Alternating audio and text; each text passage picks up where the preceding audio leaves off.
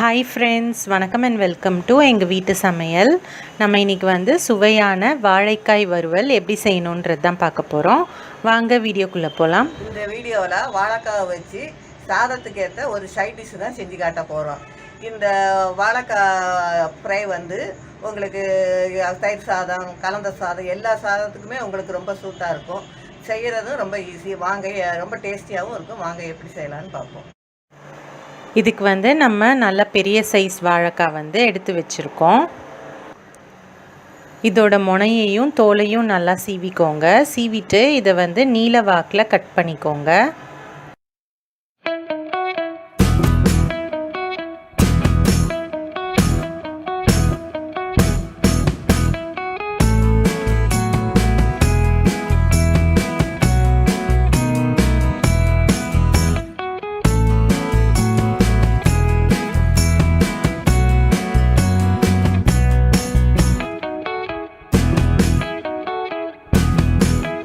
இந்த மாதிரி நீல வாக்கில் கட் பண்ண துண்டுகளெல்லாம் வந்து தண்ணியில் போட்டு வச்சுடுங்க.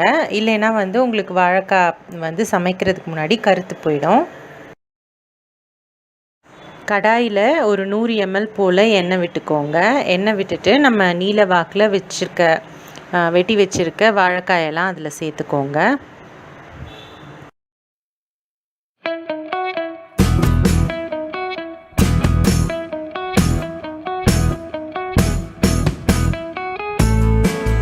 அதை வந்து நல்லா ஃப்ரை பண்ணிக்கோங்க. கூட வந்து உப்பும் மஞ்சத்தூளும் சேர்த்துக்கோங்க. சேர்த்து அது நல்லா 3/4 பாகம் வேகிற வரைக்கும் அதை வந்து நல்லா வதக்கிக்கோங்க.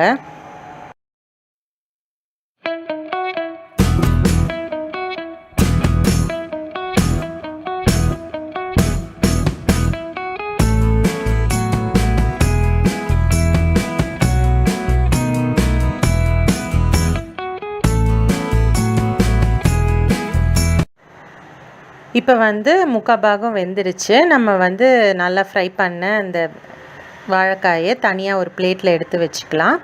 அந்த மீதமுள்ள எண்ணெயை நம்ம அப்படியே பேன்லேயே வச்சுக்குவோம்.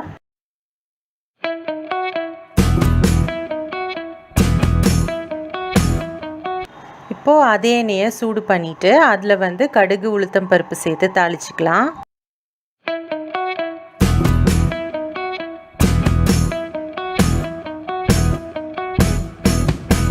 அடுத்து வந்து சோம்பும் ஜீரகமும் சேர்த்து தாளிச்சிக்கோங்க. கூடவே வந்து கருவேப்பிலையும் சேர்த்துக்கோங்க. பொடியாக நறுக்கின கருவேப்பிலையும் சேர்த்துக்கோங்க. அதை வந்து நல்லா வந்து ஃப்ரை பண்ணிக்கோங்க. இப்போது இதுலேயே வந்து வெட்டி வச்சுருக்க பச்சை மிளகாயை வந்து சேர்த்துக்கோங்க. நம்ம வந்து 2 பச்சை மிளகாய் போல் சேர்த்துருக்கோம்.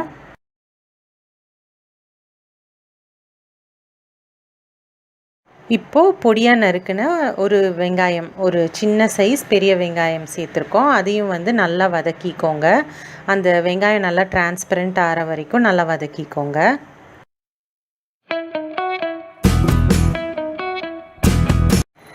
இதில் இப்போ வந்து கொஞ்சமாக மஞ்சத்தூளும் கொஞ்சமாக உப்பும் சேர்த்துக்கோங்க.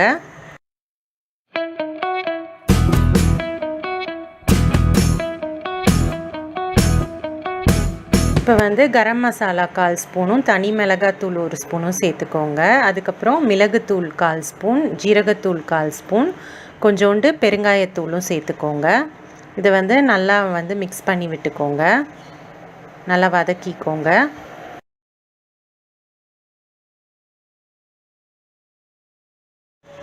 அடுத்து பொடியாக நறுக்கின தக்காளியையும் சேர்த்து அதை வந்து நல்லா வதக்கிக்கோங்க.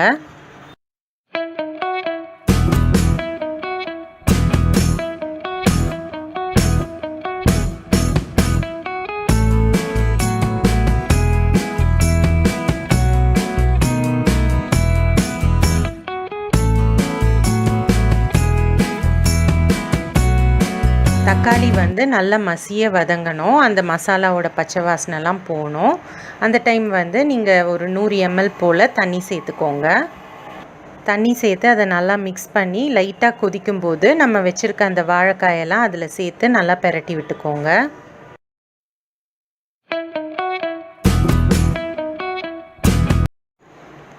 அதை வந்து 2 நிமிஷம் நல்லா வதக்கிட்டு அடுப்பை சிம்மில் வச்சுட்டு ஒரு மூடி போட்டு அதை வந்து வேக வைக்கணும்.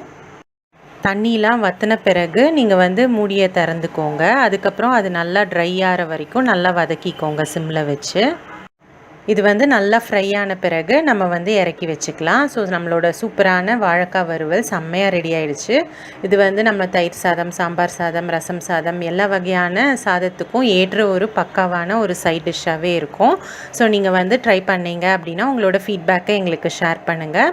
இந்த வீடியோ உங்களுக்கு பிடிச்சிருந்ததுன்னா லைக் பண்ணுங்கள், ஷேர் பண்ணுங்கள், சப்ஸ்கிரைப் பண்ணுங்கள். மறக்காமல் பெல் பட்டனையும் டேப் பண்ணுங்கள். அப்போ தான் எங்களோட ரெகுலர் அப்டேட்ஸ் உங்களுக்கு வந்து சேரும். தேங்க்யூ.